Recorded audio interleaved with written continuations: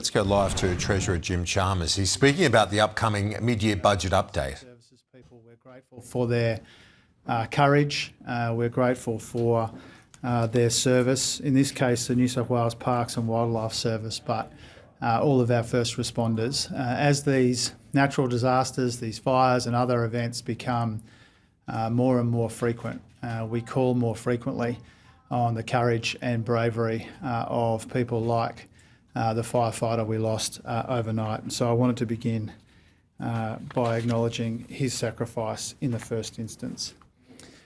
The Parliament might be finished, but the work in the Treasury and Finance portfolios is gathering pace, and that's because we're putting the finishing touches on the mid-year economic and fiscal outlook. The mid-year budget update will be delivered next week. It will be sensible, not a spend-a-thon. It will be sensible, it will be responsible, and it will be restrained. It will recognise the very substantial pressures that we have on the budget right now that the Cabinet is collectively managing. It won't be a mini budget. It will be an opportunity for us to update the forecasts, but also to make room for some very considerable pressures when it comes to upwards estimates variations in particular, making sure that we're taking the right and responsible decisions to make room for that spending at a time when those pressures on the budget are already very substantial. There will be difficult decisions in the mid-year budget update. There will be savings, as there have been savings in all of our budgets and all of our updates. And the Cabinet has decided today on one difficult decision in particular. The Cabinet decided this morning not to extend the electricity bill rebates. There have been 3 rounds of electricity bill rebates, and there won't be a fourth. The Commonwealth has spent almost $7 billion on these 3 rounds of energy bill rebates. The states and territories have kicked in another $1.5 billion or so. These were a really important way that we provide help with the cost of living, but they're not the only way that we're providing that cost of living relief for people who are still doing it tough. We have said, not just for the last couple of days or the last couple of weeks, but indeed for the last couple of years, that these electricity bill rebates are an important part of the budget, but not a permanent feature of the budget. They're an important way that we've been helping people with the cost of living, but not the only way we've been helping with the cost of living. We've encouraged people not to see these as a permanent feature of the budget, and the Cabinet has agreed today, decided today, that they won't be extended into a fourth round. Now, this marks a shift in the way that we are delivering cost of living relief.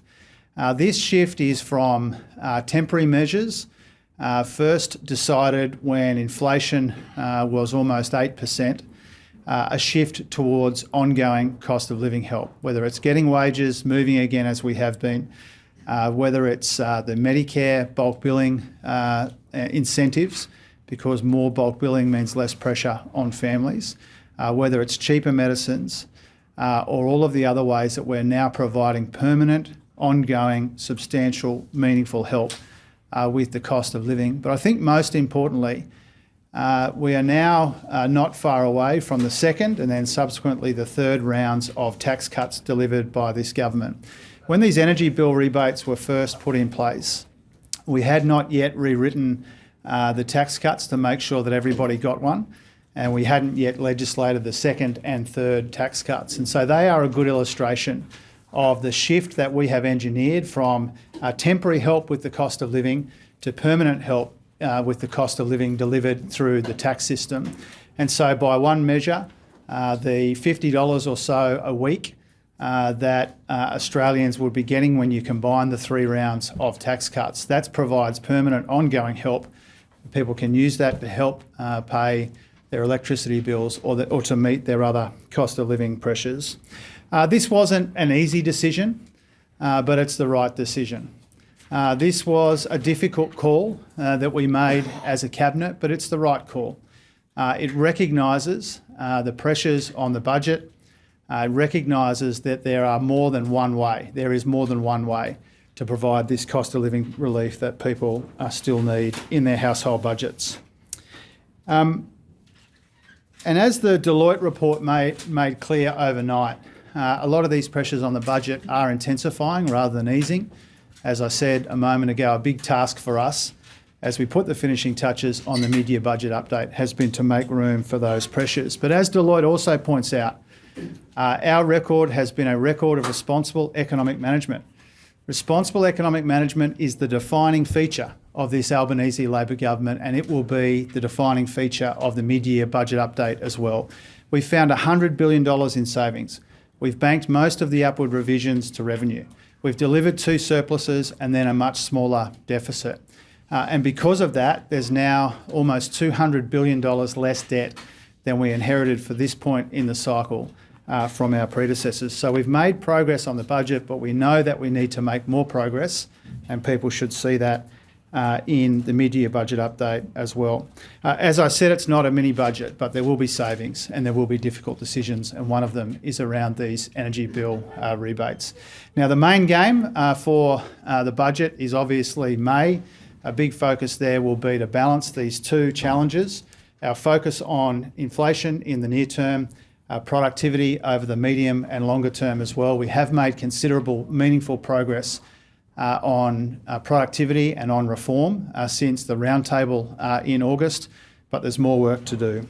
I wanted to indicate that today I'll be convening members of the BCA to continue our work to do justice to the consensus and the momentum built at the Productivity Roundtable in August. I'll also be meeting with the Chair of the Productivity Commission because the PC reports on the 5 pillars of productivity will be released in the coming weeks, certainly before Christmas, and I'll be discussing those with Danielle Wood today.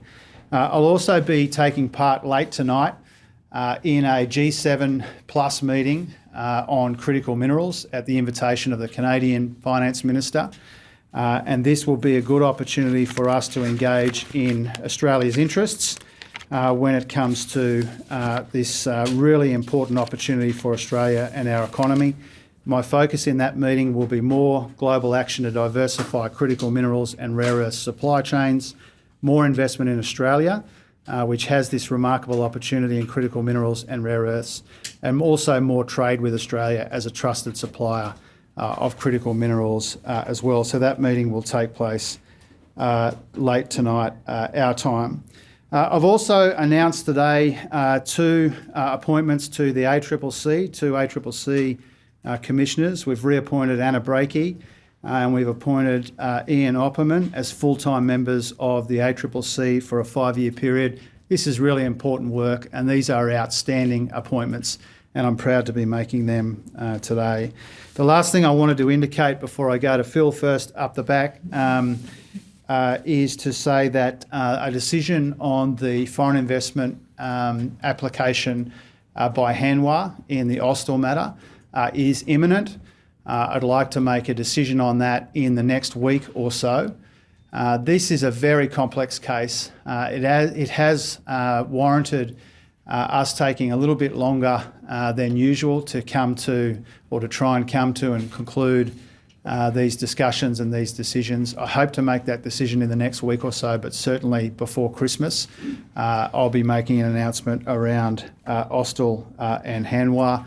We have dramatically sped up the FIRB process. We are approving 99% of FIRB applications, but this one has warranted a bit more time, a bit more consideration, but the decision on that one is imminent.